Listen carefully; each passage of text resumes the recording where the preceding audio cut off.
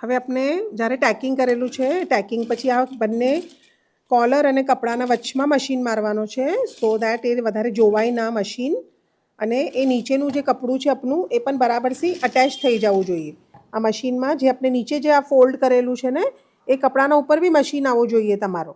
Okay, તો બંને કામ આપણે ટેકિંગથી થઈ જાય છે. ટેકિંગ કરવાથી આપણે ઘરી ઘરી નહીં સંભાળવું પડતું.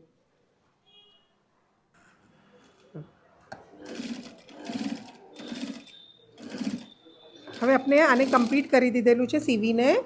હવે આપણે આ કોલરને કમ્પ્લીટ થયા પછી હવે આપણે સ્લીવ્સ જોઈન કરતા શીખીશું અને પોકેટ જોઈન કરતા શીખીશું. ઓકે, હવે આપના હાથથી બનાવેલું જ્યારે આપણે બનાવીએ છીએ ને તો એ ઘણું આપણે મતલબ મીઠું લાગે છે, બિકોઝ આપણે એને કેટલું આપણે એના ઉપર બનાવેલું છે અને આપણે કોઈને એને ગિફ્ટ કરીએ તો કેટલું ફાઇન લાગે.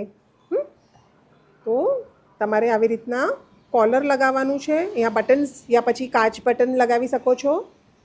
હવે આપણે આના અંદર આયન કરીશું એને, કેમ કે કોલરમાં આયન કરવું ઘણું જરૂરી હોય છે. ટેકિંગ નીકાળીશું અને સ્લીવ્સ લગાવીશું અને પોકેટ્સ લગાવીશું.